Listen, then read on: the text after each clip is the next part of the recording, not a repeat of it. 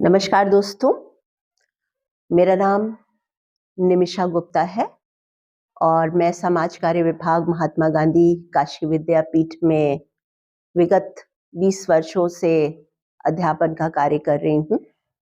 मैं समाज कार्य के विद्यार्थियों को social work, research and statistics और परिवार एवं बाल कल्याण विशेषीकरण को पढ़ाती हूँ। आज जो है मुझे कहा गया है कि मैं आपसे शेयर करूं कि परिवार एवं बाल कल्याण या जिसे हम इंग्लिश में family and child welfare specialization कहते हैं, उसके बारे में आपसे कुछ बातें बताएं या वो क्या है या उसकी इम्पोर्टेंस क्या है। तो फैमिली एंड चाइल्ड वेलफेयर एक स्पेशलाइजेशन है, जैसे कि हम मेडिकल में अगर फील्ड में जाएं तो वहाँ पे कुछ स्पेशलाइजेशंस ऑफर किए जाते हैं, स्पेशलाइज्ड डॉक्टर्स होते हैं। उसी तरीके से सोशल वर्क में भी स्पेशलाइज्ड फील्ड्स होती हैं, जहाँ पे जो ट्रेन्ड सोशल वर्क प्रोफेशनल्स होते हैं वो काम करते हैं। तो सोशल वर्क प्रोफेशन जो है वो बहुत सारे स्पेशलाइजेशंस में काम करता है, जैसे medical and psychiatric social work है, करेक्शनल एडमिनिस्ट्रेशन है, फिर फैमिली एंड चाइल्ड वेलफेयर है, industrial relations and labour welfare है, कम्युनिटी डेवलपमेंट है, social planning, policy and administration है, तो ट्राइबल स्टडीज है। तो इस तरीके के बहुत सारे स्पेशलाइजेशंस हैं और ये जितने भी स्पेशलाइजेशंस ऑफर करते हैं उनमें से एक बहुत महत्वपूर्ण स्पेशलाइजेशन या विशेषीकरण जिसको हम कहते हैं वो है परिवार एवं बाल कल्याण, family and child welfare. Family and child welfare को अगर हम डिटेल में देखें, चूंकि मैं यही स्पेशलाइजेशन पढ़ाती हूँ, इसका ही अध्ययन करती हूँ, इसी का अध्यापन करती हूँ, तो आज इसके बारे में थोड़ी सी बातें आपके साथ शेयर करती हूँ। फैमिली एंड चाइल्ड वेलफेयर में दो शब्द बहुत प्रोमिनेंट हमको दिख रहे हैं, एक है फैमिली और एक है चाइल्ड वेलफेयर। तो फैमिली की जब हम बात करते हैं तो फैमिली एक इंस्टीट्यूशन भी है और एक एसोसिएशन भी है। तो फैमिली के कुछ रूल्स और रेगुलेशंस भी हैं। फैमिली हमको एक कनेक्टिविटी देती है, एक सेंस ऑफ बिलोंगिंगनेस देती है। जब भी हम एक फैमिली की परिकल्पना करते हैं तो वहाँ पे हम देखते हैं जब दो या दो से ज़्यादा इंडिविजुअल्स मिलके कनेक्ट होकर एक फॉर्मेशन करते हैं ग्रुप का, वहाँ पे ऑफस्प्रिंग्स होते हैं, बच्चे होते हैं, रिप्रोडक्शन का काम होता है, वी फीलिंग होती है, उनके लिए केयरिंग होती है, शेयरिंग होती है, तो उसको हम एक फैमिली का कहते हैं। तो फैमिली एंड चाइल्ड वेलफेयर, तो फैमिली के साथ काम करने की क्यों ज़रूरत है? तो पहले तो मैं स्ट्रेस कर, क्योंकि इसके 2 कंपोनेंट्स हैं, लेकिन 2 कंपोनेंट्स में भी अगर हम जाएँ, तो फैमिली और चाइल्ड वेलफेयर बहुत बड़ा है और इसको हम कई सब पार्ट्स में डिवाइड कर सकते हैं। क्योंकि जब हम फैमिली की कल्पना करते हैं या फैमिली को इमेजिन करते हैं, तो वहाँ पर एक तरफ तो ब्रॉड कॉन्टेक्स्ट में फैमिली आती है, यानी कि फैमिलीज़ के साथ हम ओवरऑल क्या कर सकते हैं, और दूसरी पार्ट में हम देखते हैं कि फैमिलीज़ के जो सब पार्ट्स हैं, यानी कि जो लोग मिलकर फैमिली का निर्माण करते हैं, हम उस हर एक व्यक्ति के साथ क्या कर सकते हैं, चाहे वो चाइल्ड हो, चाहे वो वुमन हो, चाहे वो यूथ हो, चाहे वो उस परिवार का वृद्ध व्यक्ति हो। तो सभी मिलकर एक फैमिली का निर्माण करते हैं और हम यहाँ पे हर एक इंडिविजुअल के साथ जो फैमिली को कॉन्स्टिट्यूट करता है, उसके साथ हम अलग-अलग काम करते हैं। तो सबसे पहले तो बात करते हैं कि फैमिली के साथ हम क्या कर सकते हैं या हम सोशल वर्क में फैमिली के बारे में क्या पढ़ाते हैं या फैमिली को कैसे हम ओरिएंट करते हैं।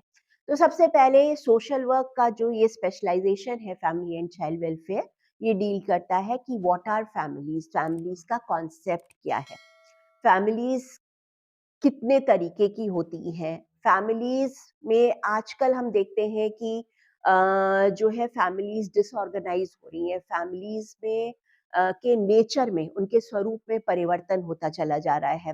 तो हम कई तरीके की जो हमारे कल्चर में जो न्यूक्लियर फैमिलीज़ और जॉइंट फैमिलीज़ का जो कॉन्सेप्ट था, वो कहीं न कहीं आगे बढ़कर आज हम देख रहे हैं अल्टरनेट फैमिलीज़ बहुत सारी आ गई हैं, जैसे सिंगल मदर फैमिलीज आ गई हैं, है ना?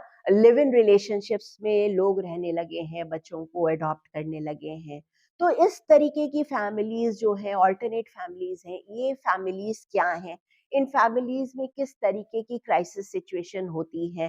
तो ये सारी चीज़ें जो हैं, ये ओवरऑल जो फैमिली का कॉन्सेप्ट है या फैमिली वेलफेयर क्या है, फैमिली वेलफेयर की पॉलिसीज़ क्या हैं, इन सारी चीज़ों को हम इन स्पेशलाइज़ेशन में स्टूडेंट्स को ओरिएंट करते हैं, उनको सिखाते हैं।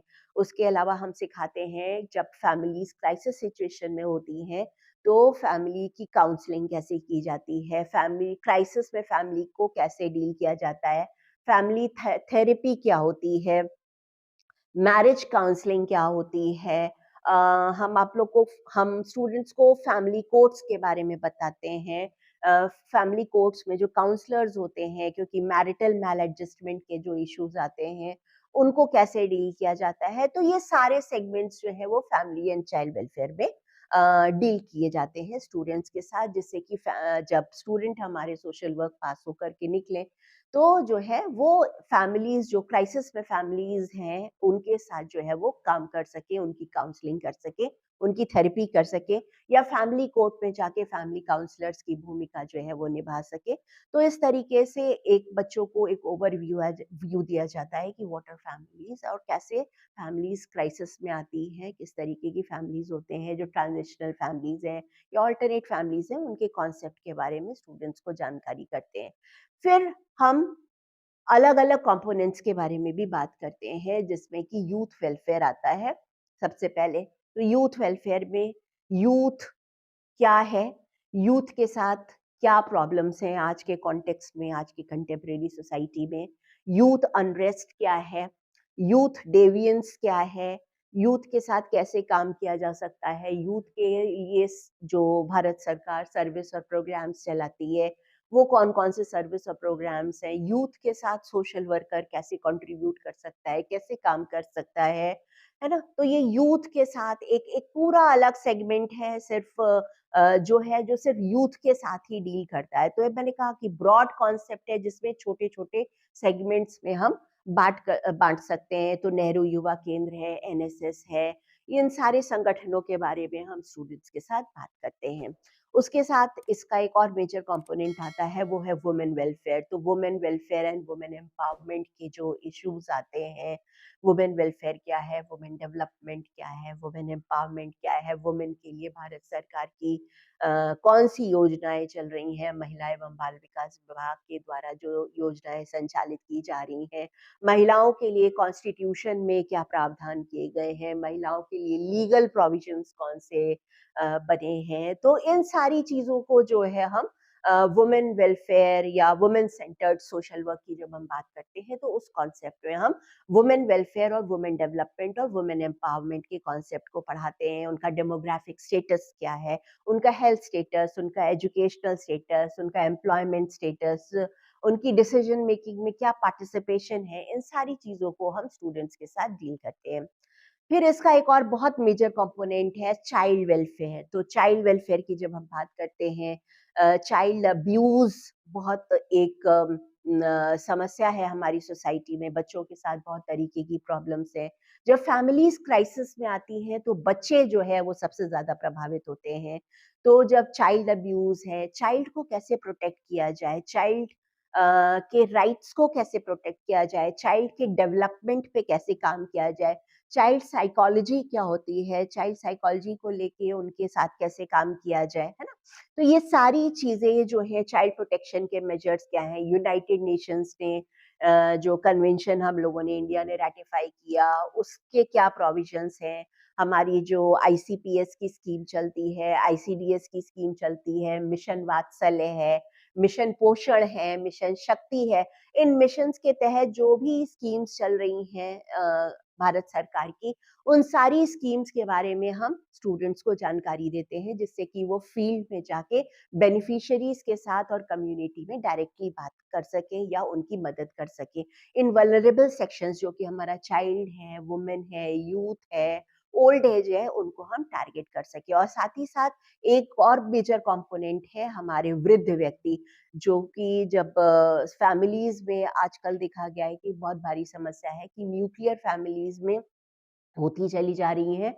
अ, उनको बढ़ावा मिलता चला जा रहा है और हमारा जो एल्डरली हैं हमारे परिवार के, वो नेग्लेक्ट होते चले जा रहे हैं, वो आइसोलेटेड फ़ील करते हैं।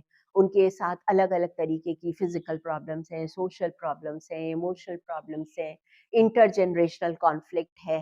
तो इस तरीके की प्रॉब्लम्स के साथ ये क्या है, इनसे कैसे सोशल वर्क की टेक्निक्स, मेथड्स और प्रिंसिपल्स का यूज़ करते हुए हम इनको कैसे जो है इन लोगों के साथ हम काम कर सकते हैं, इन लोगों की मदद कर सकते हैं।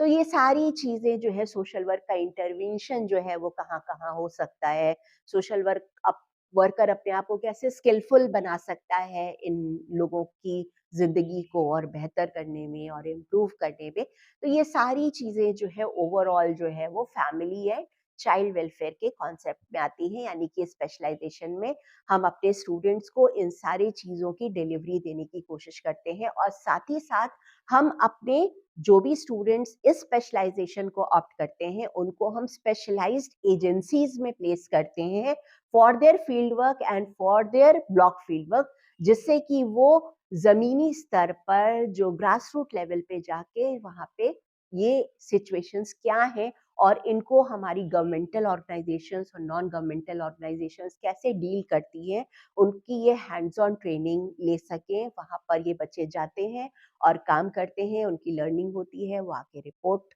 प्रेज़ेंट करते हैं, डॉक्यूमेंटेशन होता है।